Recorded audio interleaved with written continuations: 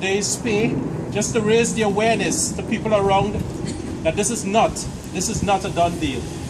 All right, the government has plans in terms of transforming rehabilitation, that agenda, to ensure that they put every community at risk by selling off the probation services. Up to 70% of probation services we're heading on to CRCs.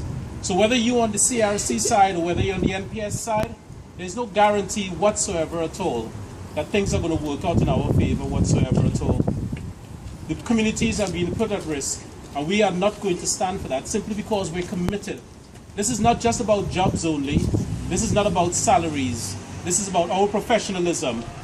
In 2011, we won the Gold Service Award for commitment, for professionalism. The probation services won that. No other public service had that sort of accolade, but we did. And that's because of the hard work of every single person here today. So why are we going to sacrifice our professionalism just for an agenda so far that the government has never been able to evidence to us in any form or fashion at all that they've got the evidence that anybody else can do the job any better than you and I? Who can do this job better? You? Yes. Come on, you ain't convinced me at all. Who can do this job better? We can. Say it again. Who can do this job? We can. All right. That's the proof. That's the proof. We're committed.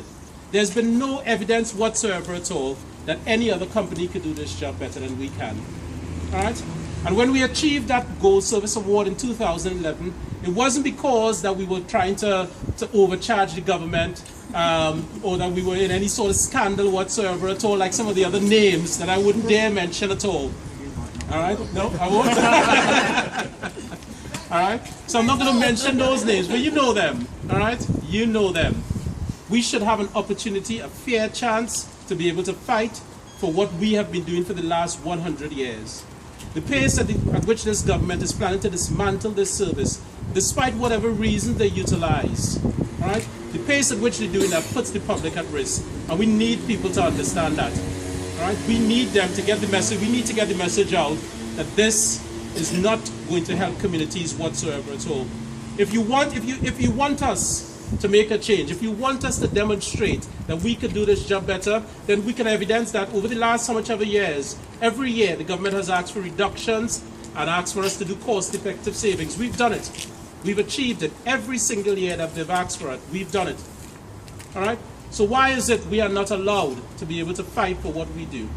Why is it we are not allowed to be able to take a chance and show that we could do this job again, like in 2011, like in 2012, like in 2013, that we could do this job better than anybody else can? It's my pleasure to introduce to you today Ollie Martins. It's good to have his support on, and as Gordon mentioned, it's somewhat like the US. So we've got the police commissioner, we've got the assistant police commissioner here today to support us and stuff. And it's really my pleasure to introduce them to you. So I'm not going to take up much more of your time whatsoever at all right? Because I want you to hear from them. I want you to hear from our colleagues in the fire services and stuff.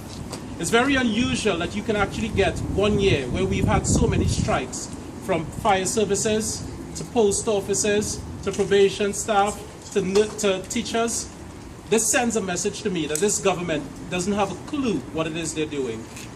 All right? And they're willing to sacrifice public services at the risk of an economic sort of ideology that doesn't make any sort of sense whatsoever as far as I'm concerned. Thank you very much. All right, thank you very much for your support.